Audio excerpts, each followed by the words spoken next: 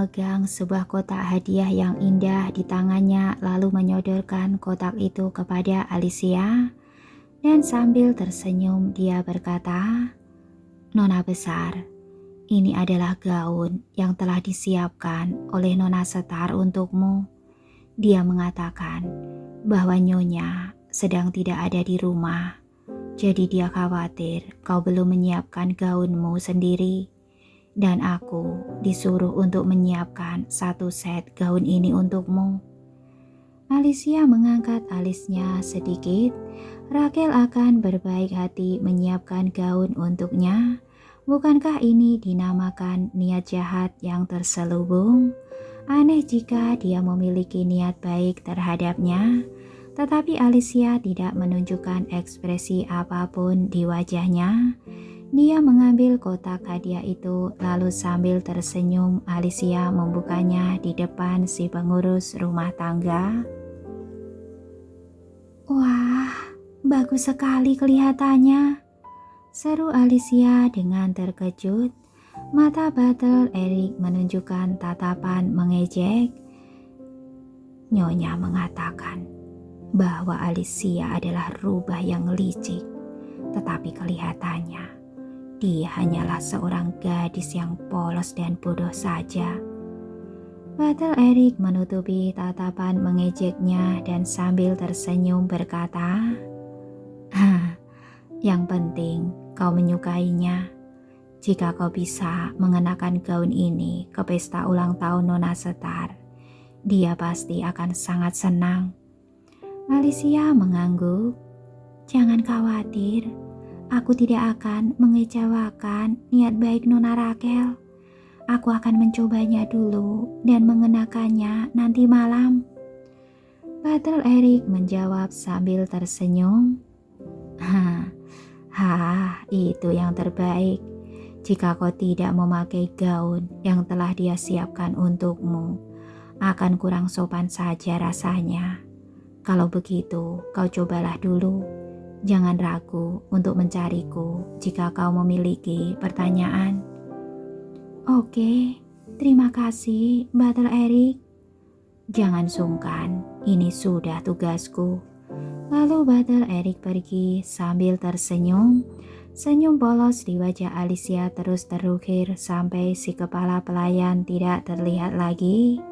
Lalu Alicia menutup pintu dengan dingin dan kemudian menertawakan dirinya sendiri. Jika terus seperti ini lama-lama dia akan menjadi seorang aktris. Alicia kembali ke kamarnya lalu dengan hati-hati membuka kotak hadiah yang diberikan Raquel kepadanya. Di dalamnya ada gaun, sepatu hak tinggi, aksesoris, dan yang lainnya. Dengan hati-hati Alicia memeriksa semua yang ada di kotak hadiah itu. Dia juga menggunakan metode khusus untuk memeriksa bahannya. Anehnya Alicia tidak menemukan ada sesuatu yang salah. Dia mencoba mengenakannya dan mendapati bahwa ukuran baju dan sepatunya semuanya cocok tanpa ada bagian yang tidak pantas.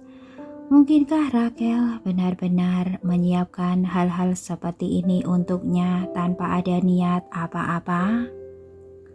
Alicia yang sedang mengenakan pakaian itu berbalik ke depan cermin yang berukuran penuh.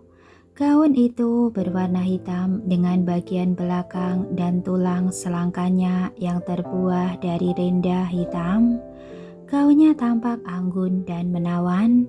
Saat mengenakan gaun itu, kau akan merasa seperti angsa hitam yang indah dan ramping sedang berdiri di tengah danau.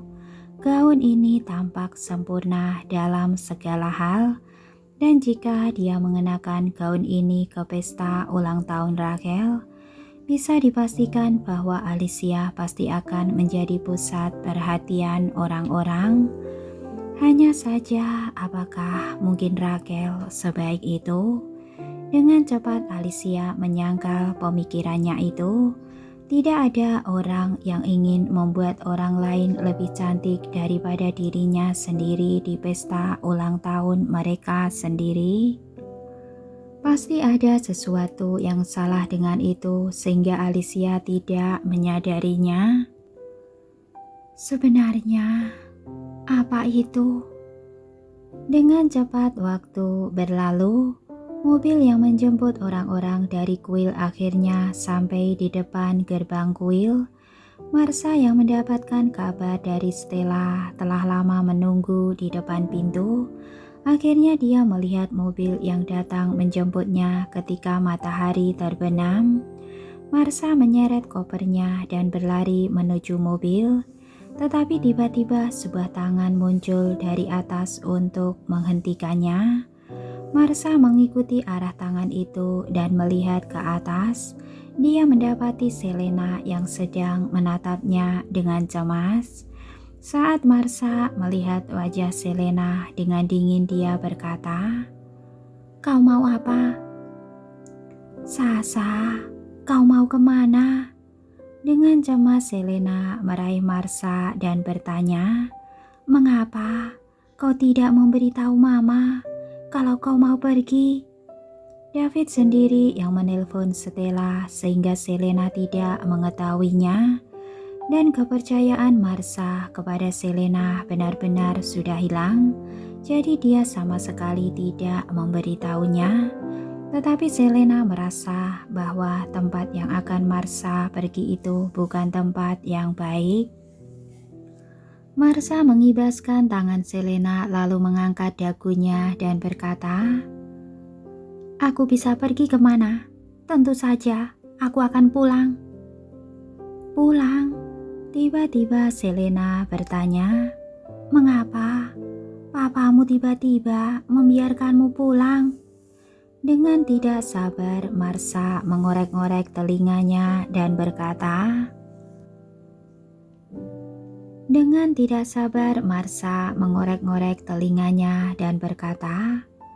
"Aku adalah putri kandung papa. Tentu saja, dia tidak akan mungkin membiarkan aku tinggal di sini selamanya."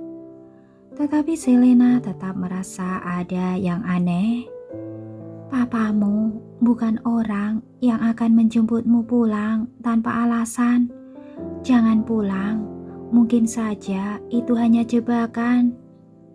"Omong kosong apa yang kau bicarakan?" Marsha mengerutkan keningnya dengan tidak senang dan berkata, "Kau sendiri yang berdarah dingin dan tidak mempedulikan putrimu.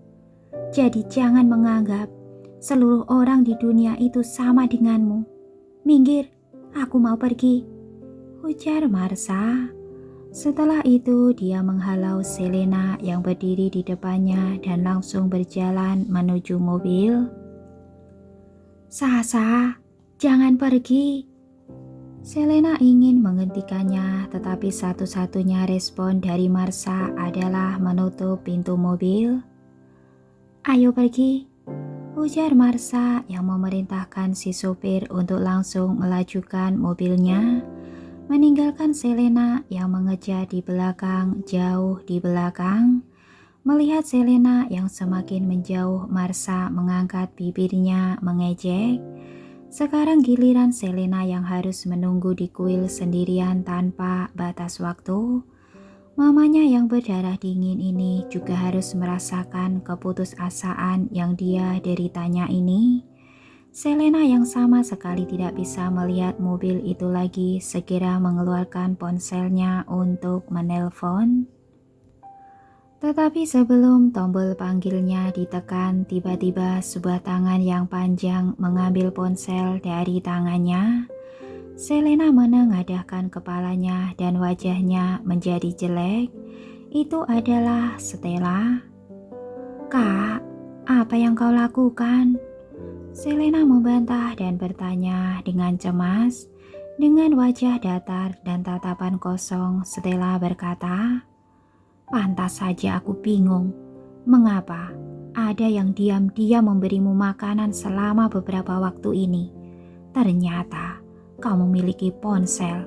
Ponsel ini aku sita sekarang." "Tidak, kakak, kau biarkan aku menelpon. Aku ada hal mendesak yang..." Stella sama sekali tidak mendengarkannya. Dia berbalik dan pergi. Saat Selena hendak mengejarnya, tiba-tiba dua pria berbaju biru langsung menghentikannya. "Nyonya Sebastian, silakan kembali." "Tidak, ponselku. Aku mau mengambil kembali ponselku." Teriakan Selena begitu kencang, tetapi satu-satunya yang menanggapi suaranya hanyalah burung-burung yang terbang di hutan. Di sisi lain, setengah jam setelah mobil melaju, Marsha baru menyadari bahwa arah jalannya salah. Jangan-jangan yang dikatakan Selena itu memang benar. Apakah seseorang benar-benar mencoba untuk membunuhnya? Marsha menciutkan lehernya dan bertanya, "Ini mau pergi kemana? Ini bukan jalan untuk pulang ke rumah." Sambil tersenyum, sopir itu berkata, "Nona Sasa, Tuan menyuruhmu pulang setelah kau menghadiri pesta ulang tahun Nona Raquel." "Pesta ulang tahun Raquel?" Marsha bergumam dan mengulangi, wajahnya tampak tenang kembali. "Jadi, seperti itu. Pasti Raquel telah membantunya mengatakan hal-hal yang baik di depannya. Oleh sebab itu, Papa membiarkannya pulang. Nanti begitu dia bertemu dengan Raquel, dia akan mengucapkan terima kasih kepadanya." Tetapi sesaat kemudian Marsha meminta pengemudi untuk berhenti. "Aku tidak bisa mengenakan pakaian seperti ini. Aku harus pulang dan berganti pakaian." "Jangan khawatir, Nona Raquel. Sudah menyiapkan semuanya. Gaun ada di sebelah kananmu. Kau bisa melihatnya." Baru pada saat itu Marsha menyadari ada kotak hadiah yang mewah di sebelah kanannya. Setelah melihatnya, dia membuka kotak itu dan menemukan gaun malam berwarna hitam yang bagus, tergeletak dengan rapi di dalamnya. Saat Marsha melihat gaun hitam itu, matanya langsung berbinar. Gaun malam yang begitu indah. Dia menggenggamnya dengan penuh kasih dan terus membelainya dengan lembut. Tak disangka ternyata Raquel yang biasanya memiliki sikap buruk terhadapnya ternyata sangat baik kepadanya di saat yang kritis. Dengan gaun yang begitu indah, dia benar-benar bisa membayangkan betapa menakjubkannya dirinya ketika mengenakan gaun ini. Dia menduga bahwa harga gaun ini pasti berdikit 8 atau bahkan lebih. Apa gunanya Alicia yang lebih cantik daripadanya? Dia tidak memiliki apa-apa di Kyoto, tidak punya uang ataupun status sehingga tidak bisa memakai pakaian yang mahal dan indah. Orang-orang yang mengatakan bahwa untuk terlihat cantik itu tergantung dari pakaian yang dikenakan seseorang.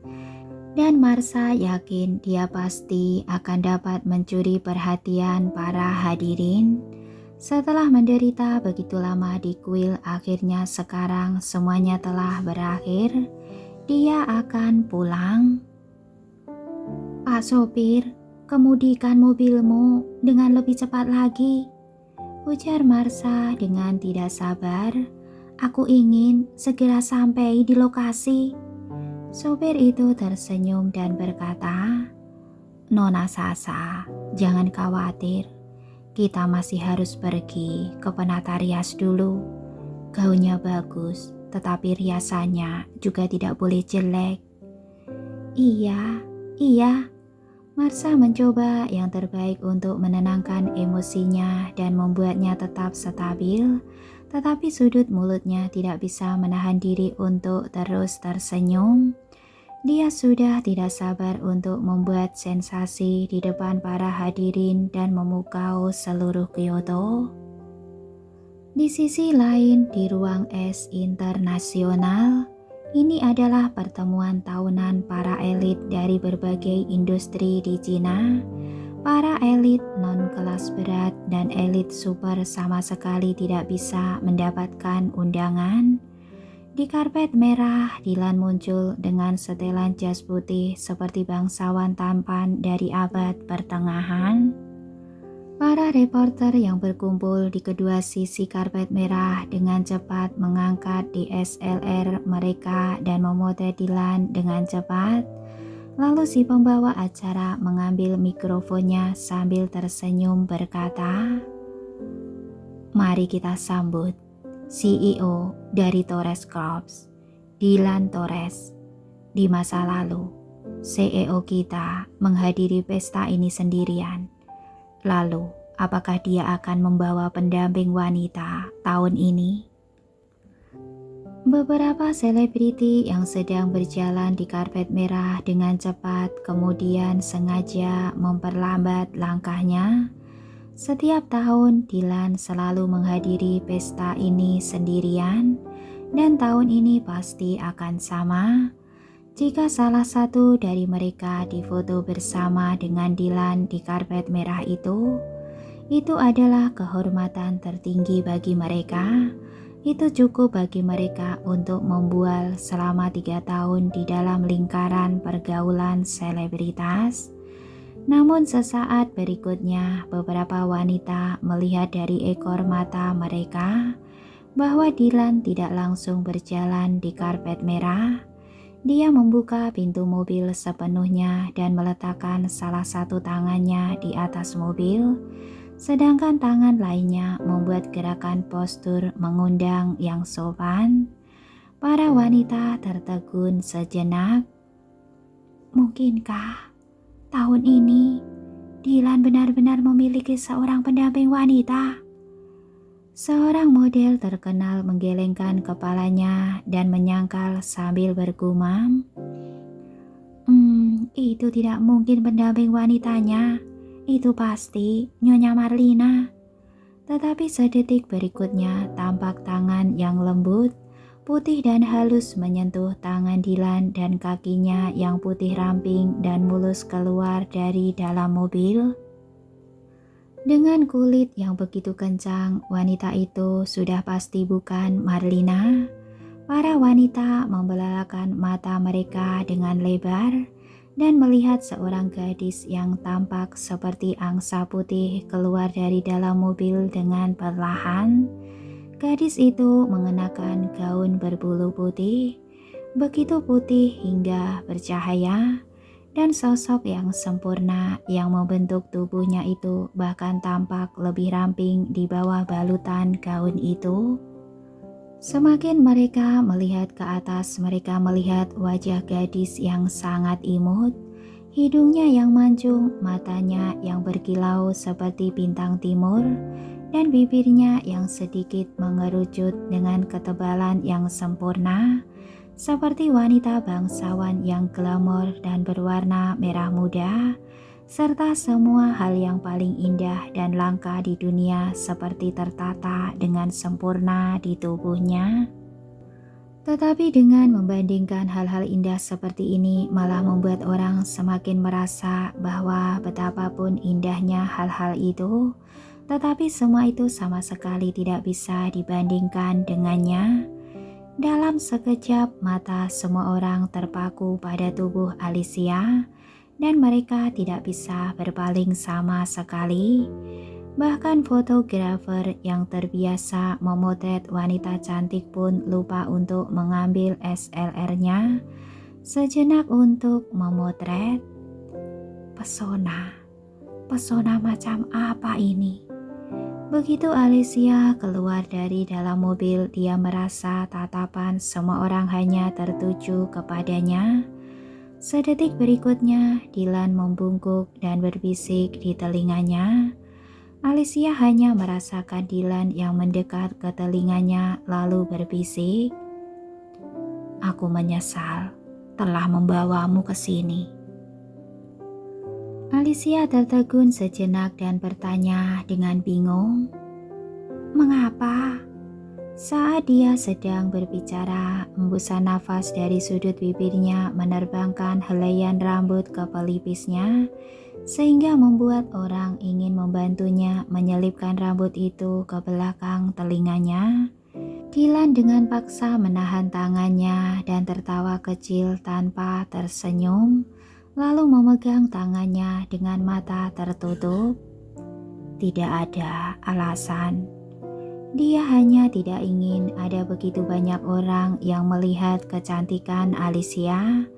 Alicia merasa bingung dan heran, tetapi sebagai pendamping wanitanya ketika Dylan mengulurkan tangannya, Alicia juga secara refleks mengulurkan tangannya tanpa sadar. Keduanya berpegangan tangan dan berjalan menuju karpet merah bersama. Yang satu dengan postur badan yang tinggi dan tampan, sedang yang satunya lagi begitu ramping dan cantik. Dilihat dari sisi manapun, mereka tetap adalah pasangan paling ideal di antara semua pasangan yang ada di lokasi itu. Si pembawa acara yang tersadar kembali lalu memegang mikrofonnya dan berkata dengan penuh semangat, "Aku tidak menyangka bahwa CEO Torres akan membawa pendamping wanitanya tahun ini. CEO Torres, silakan kemari, tanda tangan di buku tamu dan dipersilahkan untuk memasuki ruangan." Dylan mengambil pulpen yang serahkan oleh penerima tamu, lalu dengan rapi menandatangani namanya, kemudian memasuki ruangan bersama dengan Alicia. Banyak orang yang tidak sepenuhnya pulih sampai kedua sosok itu menghilang. Siapa gadis itu? Dia benar-benar cantik sekali. Jika Dylan yang membawanya untuk menghadiri acara ini, identitasnya pasti tidak biasa. Nanti kita cari dia untuk mengobrol saja. Tentu saja ada juga suara-suara yang menghina dan mengejek. Aku kenal dia, apa gunanya cantik? Dia adalah putri keluarga Sebastian yang baru saja ditemukan. Dia itu tumbuh besar di pedesaan sejak kecil. Selain cantik, aku rasa dia tidak memiliki hal yang lain lebih menonjol. Hah? Tumbuh besar di desa? Kalau begitu, memang tidak ada apa-apanya juga. Di acara free opening convention kita kali ini, saat semua orang sudah tiba nantinya, akan ada pertandingan catur penyisian. Yang berada di peringkat 10 terbawah harus langsung meninggalkan lokasi. Dia yang hanya anak dari desa, tidak tahu apakah pernah menyentuh catur internasional seperti ini. Aku rasa dia akan langsung keluar dari ruangan begitu dia masukkan. Beberapa orang dengan getir sedang saling berdiskusi dan mengobrol satu sama lain. Mereka hanya ingin melihat Alicia tersingkir dalam keputusasaan.